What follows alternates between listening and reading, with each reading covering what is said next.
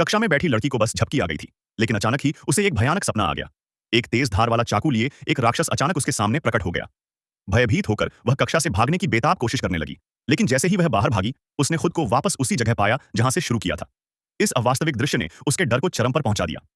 जैसे ही चाकू गिरने ही वाला था, लड़की झटके से जाग उठी। उसने राहत की सांस ली, यह सोचकर कि यह सिर्फ एक सपना था। लेकिन जब उसकी नजर अपनी किताबों पर पड़ी, तो वहां कटे हुए बालों के कुछ गुच्छे पड़े थे। पल भर में उसके दिल में एक गहरा डर बैठ गया। उसे एहसास हुआ कि जो उसने अभी अभी अनुभव किया है, वह शायद सचमुच हुआ हो। रात हो गई और डर परछाई की तरह उसका पीछा करता रहा। राक्षस के दोबारा प्रकट होने के डर से लड़की ने अपने प्रेमी को बुलाया।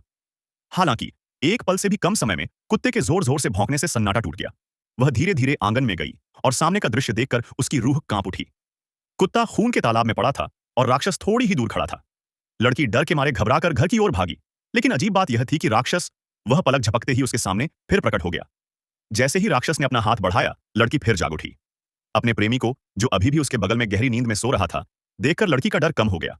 वह चेहरा धोने के लिए उठी, लेकिन जैसे ही वह आराम से सोने ही वाली थी, उसके प्रेमी ने अचानक उसका नाम पुकारकर उसे जगाने की कोशिश की। हालांकि लड़की किसी वश में लग रही थी, लगातार चीख रही थी और उसका शरीर बेकाबू होकर हिंसक रूप से कांप रहा था। फिर वह अजीब तरह से हवा में तैरने लगी, 48 बार घूमी और अचानक छत से टकरा गई और अंत में उसे एक मुफ्त लंच बॉक्स मिल गया।